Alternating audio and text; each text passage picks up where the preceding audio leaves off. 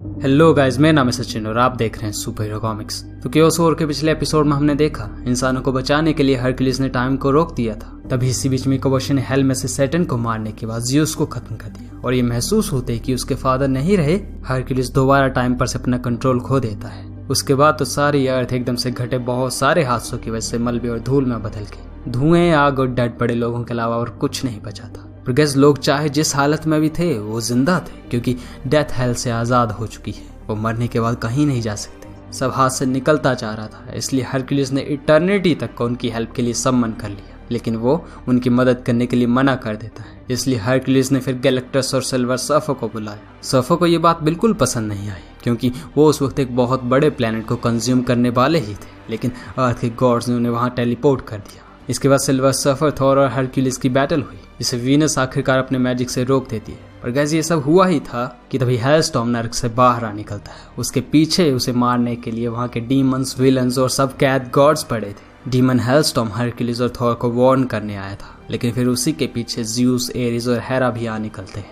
जिन्होंने आते ही Hercules, Thor और उनकी टीम पर हमला कर दिया। आखिरी बार ज़्यूस का एक थंडरबोल्ट थॉर पर जा गिरा था। अब गैस आगे क्या होगा आज के इस एपिसोड में हम यही जानेंगे। लेकिन अगर आपने अभी तक पिछला कोई भी एपिसोड नहीं देखा तो उसे यहाँ से देख लेना, या फिर लिंक डिस्क्रिप्शन में मिल जाएगा। अब चलिए बिना किसी देरी के केओस वॉर के 4th एपिसोड को शुरू करते हैं।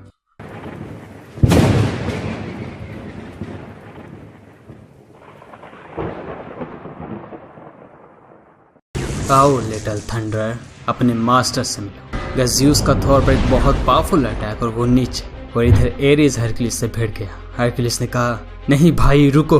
तो एरिस गुस्से में कहता है कि तुम हमारी बातें समझ नहीं रहे, हम हार नहीं मान सकते।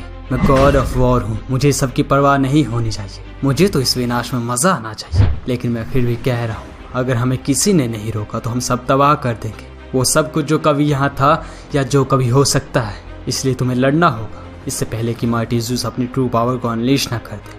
ज़्यूस थॉर को बुरी तरह हराने के बाद गैलेक्टस की तरफ आ चुका था, और वो उसके मुंह पर एक जोर आया। गैलेक्टस गुस्से में कहता है, लिटिल गॉड्स, हेल में वापस जाओ, गैलेक्टस को परेशान करना बंद करो। और फिर एक बहुत पावरफुल बीम उन सब की तरफ। इस एनर्जी बीम की ताकत इतनी थी कि सभी गॉड्स, जिन्हें एक खरोंच तक नहीं आई थी, वो भी दर्द में चिल्लाने लगे। गैस सेर्सी ने नीचे पड़े ज़्यूस को अपनी शक्ति से बनी एक चेन में बांध लिया। कम ऑन हेलस्टॉर्म, अब जब तक ज़्यूस नीचे है इस पर हमला करो। हेलस्टॉर्म ने फायर से अटैक करके कहा, ये उसूलों के खिलाफ है सेर्सी, और इसलिए मुझे ये पसंद आया। लेकिन गाइस ज़्यूस कोई मेयर गॉड नहीं है, वो सेर्सी की चेन को तोड़ देता है। उसे एक खरोंच तक नहीं आई थी, जो देखकर गैलेक्टस ने कहा, नो, कोई भी मेयर स्काई फादर गैलेक्टस की शक्ति से इतनी आसानी से नहीं बच सकता। पर तभी एक जोरदार थंडर स्ट्राइक गैलेक्टस पर, यह अभी तक का सबसे पावरफुल अटैक था। गैलेक्टस द डिवावरर ऑफ वर्ल्ड्स दर्द में चिल्लाने लगा। सभी गॉड्स ये देखकर हैरान रह गए। जमीन पे पड़े एरिस ने हरक्यूलिस से कहा कि अब तुम्हें दिखाई दे रहा है? तो हरक्यूलिस ने जवाब दिया, हाँ मैं देख रहा हूँ। और फिर वो ज़्यूस के पास चला जाता है। ज़्यूस कहने लगे, रो मत मेरे बेटे, तुम जो कर सकते थे तुमने किया। इस पर हरक्यूलिस ने जवाब दिया, आप नहीं समझे पिताजी, मैं उसके लिए रो रहा हूँ जो मैं अभी करने वाला हूँ। और फिर वो ज़्यूस को लेकर आसमान की तरफ, और पावरफुल शॉकवेव से ज़्यूस का आर्मर तक टूट जाता है। हरक्यूलिस ज़्यूस को अपने हाथ में पकड़े हुआ था। मुझे माफ़ कर देना पिताजी।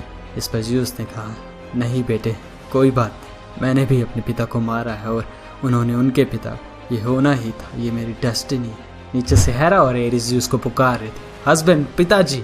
लेकिन ज़्यूस जो अब हरक्यूलिस के हाथों में, वो कहता है, मुझे अच्छा लगा मेरी मौत तुम्हारे हाथों में है मेरे प्यारे बेटे। मैंने एक विलन का गुलाम बन के अटैक किया, मुझे मारते हुए तुमने मुझे एक तरह से आज़ाद किया है, लेकिन मरने से पहले मेरी एक आखिरी चेतावनी सुन लो। तुम जितना भी ताकतवर क्यों ना बन जाओ, तुम अकेले कभी नहीं जीत पाओगे। इस पर हरक्यूलिस ने कहा, मेरे पास गॉड स्क्वाड है पिताजी। तो ज़्यूस ने कहा, हाँ वही गॉड स्क्वाड जिसे मैंने अकेले ही धूल चटा दी। बेटे, केओस किंग और उसके गुलाम बन चुके गॉड्स की आर्मी को हराने के लिए तुम्हें अर्थ के हर स्काई फादर की जरूरत पड़ेगी, लेकिन वो सिर्फ अपनी खुद के बारे में ही सोचते हैं। तुम उन गॉड्स को कैसे ढूंढोगे, मैं तुम्हें नहीं बता पाऊंगा। उनका थ्रोन रूम मेरे इनफाइनाइट गेज से भी छिपा हुआ है। ये सुनकर हरक्यूलिस कहता है, अब चिंता मत कीजिए पिताजी, अब मेरी आंखें सब कुछ देख सकती हैं। अपनी पावर्स इस्तेमाल करते हक ने थ्रोन रूम को ढूंढ लिया। वहाँ छिपे गॉड्स की तरफ देखते हुए उसने कहा, डरपोक गॉड्स, देखो इस तबाही को, और वो अपने लिए माफी की भीख मांगो। पर गैस पता नहीं क्यों, लेकिन अमरेत्सु हर की तरफ देखते हुए कहती है, बेवकूफ, ज़्यूस और एरिस ने भी ऐसा ही कहा, शायद हरक्यूलिस ने कुछ गलती कर दी थी। तभी अचानक ज़्यूस दर्द से चिल्लाने लगे और फिर उनके शरीर को चीरते हुए खुद मिकाबोशी बाहर निकल आए। उसने कहा केओस तुम्हारा शुक्रिया करता है गॉडलिंग अपनी ओमनीसाइंस यूज करने के लिए बजाय अपने दिमाग के। और फिर मिकावोशी थ्रोन रूम की तरफ बढ़ने लगा। गाइस एक्चुअली वो थ्रोन रूम को ढूंढ नहीं सकता था, लेकिन हरक्यूलिस की वजह से उसने अब ये कर लिया। हरक्यूलिस उस पर हमला करते हुए उसे रोकने की कोशिश कर रहा था। नहीं, मैं ऐसा नहीं होने दूंगा। लेकिन अब कोई फायदा नहीं। उल्टा केओस किंग ने कहा नो नेवर नथिंग, ये सब हमारे काले कानों के लिए प्रार्थना जैसे है। सभी के अंत की बहुत बहुत शुभकामनाएं हो तुम्हें। ये देखते ही गैलेक्टस कहने लगा नहीं, मैंने सिर्फ भूख को मंजूरी दी है, इस बेवजह की डिस्ट्रक्शन को नहीं। उधर मैरिस कह रहा था अगर मुझे थोड़ा सा भी वक्त सोचने के लिए मिल जाता तो शायद मैं ये सब ठीक करने के लिए कोई तरीका ढूंढ लेता। तो सिल्वर सर्फर ने कहा दिमाग की भी अपनी एक लिमिट होती है मैरिस, यहाँ तक कि तुम्हारी भी। मैरिस कहता है नहीं, मैं नहीं मानता, कहीं तो कोई रास्ता जरूर हो। तो इस पर हरक्यूलिस ने कहा ऑफ कोर्स लड़के, रास्ता है, लड़ते रहो। हीरोज की ये सब बातें सुनकर मिकावोशी कहने लगा तुम्हारे शब्द और कर्म अभी बेमतलब के हैं। हेवंस को मेरे गुलामों की भीड़ में गिरना पड़ेगा और हेल की तरह खाक में मिलना होगा। वो सभी गॉड्स को हराते हुए अपनी आर्मी के साथ आगे बढ़ता जा रहा था। पहले अपर वर्ल्ड जहाँ गॉड्स ऑफ माया नथिंगनेस में मिल गई और फिर कैलेटिक अदर वर्ल्ड्स के गॉड्स। डीमन हेलस्टॉर्म उस पर अटैक करते हुए कहता है कोई रोको इसे, ये जो कुछ भी डिस्ट्रॉय कर रहा है वो सब इसमें समा रहा है, इससे ये और ताकतवर बनता जाएगा। तो वही सेर्सी कहने लगी मेरी सोच जितनी तेज से बना सकती है उससे भी तेज से मिटा रहा है, हम कुछ नहीं कर पाएंगे। तो मैडिस ने कहा शायद हम इसे नहीं रोक सकते और कोई रास्ता नहीं बचा। केओस किंग सब कुछ तबाह करते हुए अब जापान अपने कजन्स के सामने चला गया था। उसने कहा द कामी कजन्स, तुम लोगों ने हजारों साल तक मुझे बेड़ी में बांध कर रखा था, अब मैं उसका बदला लूंगा। तो इस पर वहाँ के एक गॉड ने कहा अमासु मिकावोशी, अगर star of haven, God's of Shinto ने तुम्हें पहले भी हराया था और ये हम फिर से कर सकते हैं। जिस पर मिकावोशी ने जवाब दिया हाँ ये सच है कि जापान ने मुझे ये नाम दिया था, लेकिन अब मैं उससे बहुत ज्यादा बन चुका हूँ। अब मैं नथिंगनेस हूँ। केओस किंग उस गॉड को अपने हाथों में दबोच के मार डालता है। मैडिस ये सब देख कर कहता है मैंने सब कुछ ट्राई कर लिया, सारी पॉसिबिलिटीज को अनगिनत बार चेक कर लिया, केओस किंग को हराया नहीं जा सकता। हक, हमें यहाँ से भागना चाहिए। तो थॉर ने कहा नहीं, कभी नहीं। मैडिस फिर कहता है मेरे कहने का मतलब है कि अभी के लिए पीछे हट जाते हैं प्लान बनाने के लिए, ये भी लड़ाई का एक हिस्सा है। पर हरक्यूलिस भी थॉर की तरह पीछे नहीं हटने वाला। मैडिस दोनों को समझाने की कोशिश करता है कम ऑन, अभी यहाँ फाइट करने का कोई मतलब नहीं है। तो हरक्यूलिस ने कहा तुमने उल्टा बोला लड़के, जब तक हम लड़ते रहेंगे तब तक मौका रहेगा। उधर गैलेक्टस ऑफ केओस किंग के सामने था। यू ब्लाइंड, कि तुम गैलेक्टस को इग्नोर कर रहे हो। पर गाइस मिकावोशी का साइज अब इतना बढ़ चुका है कि गैलेक्टस भी उसके सामने कुछ नहीं रहा। केओस किंग सब कुछ अपने अंदर निकलते हुए कहता है टाइनी गॉड हीरोज, मैंने तुम लोगों की मौत सबसे आखिर में सोची थी, पर अब बस बहुत हुआ। और फिर हम देखते हैं मिकावोशी का प्लैनेट्स, फैंटियंस, इवन की गॉडली डायमेंशंस के सन्स तक अपने अंदर समा चुका है। अब शांति आई, अब तुम्हारी बारी हीरोज। तो पीछे से किसी ने कहा बाकियों को भूल जाओ, तुम्हारा असली खतरा हरक्यूलिस और लड़का है। और एक बात कभी मत भूलना, तुमने आज तक जो भी हासिल किया है वो सब मेरी विजडम की बदौलत हो सका है, तुम्हारी ग्रेट सर्वेंट एथेना की वजह से। कजी एथेना थी हरक्यूलिस की बहन, जो मिकावोशी के कंट्रोल में नहीं है लेकिन फिर भी उसका साथ दे रही है। वहीं इसी सब के बीच मून की दूसरी तरफ कोई कह रहा था तो तुम यहाँ हो मेरे ओल्ड फ्रेंड। ओह, एक और नया हादसा, मुझे माफ कर देना, मैं बस यही कह सकता हूँ। ये हल्क और उसके दोस्त थे जो एक मिशन से लौट रहे हैं। हल्क ने हाल ही में अपने एक बेटे को खोया था, इसलिए वो शिप के बाहर बिल्कुल अकेला बैठा है। कुछ देर बाद सकार यानी उसका दूसरा बेटा जाकर उसे शिप के अंदर बुलाता है। तो रिक जोन्स ने कहा फाइनली वो दोनों शिप के अंदर आ रहे हैं, तो क्या अब हम घर जा सकते हैं? जिस पर रेड शी हल्क यानी बैटी बैनर कहती है ऑल राइट स्टोनमैन, उस बड़े से लाल बटन को मारो और घर की तरफ चलो। वैसे वो ये सब बातें कर ही रहे थे कि तभी वहाँ एक रोशनी दिखाई देती है। एवोमी यानी रिक जोन्स ने कहा लगता है कोई मेहमान आया है।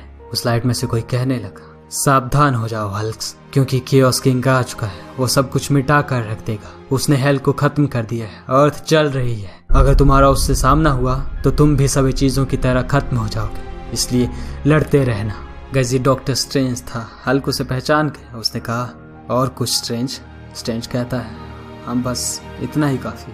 छोटे सकार ने पूछा ये कौन है? तो कॉग ने जवाब दिया ये वही है जिसने मैनहट्टन की जंग में हमसे लड़ने के लिए डीमन ज़ोम को हम पर छोड़ा था। लोग इसे doctor strange the sorcerer supreme बुलाते हैं। बहुत कमीना है ये। डॉक्टर स्ट्रेंज कहता है नहीं, मैंने वो टाइटल कब का खो दिया और मेरी ज्यादातर शक्तियाँ भी। मैं तो इस एस्ट्रल प्रोजेक्शन को भी कुछ मिनटों से ज्यादा नहीं रख पाऊंगा और इसलिए मुझे तुम लोगों की मदद चाहिए।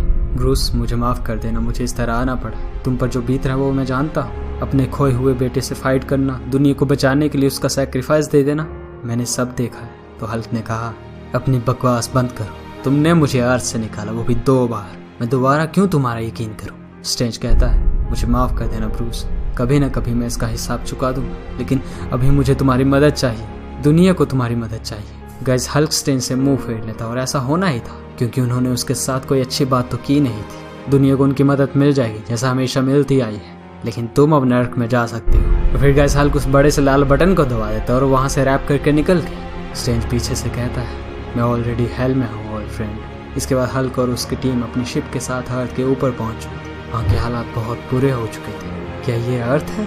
हल्क की टीम में से किसी ने कहा। गाइस हल्क का घर बुरी तरह आग में चल रहा है। अब आगे क्या होगा हम नेक्स्ट एपिसोड में जानेंगे, जिसका लिंक आपको यहाँ मिल जाएगा अगर आप इस वीडियो को लेट देख रहे हैं तो। पिछले एपिसोड को देखने के लिए यहाँ क्लिक करें और ये वीडियो अच्छी लगे तो इसे लाइक भी कर दें। चैनल को सब्सक्राइब नहीं किया तो सब्सक्राइब करके जरूर जाना। अब मिलते हैं हमारे नेक्स्ट वीडियो में, तब तक के लिए thank you and good bye.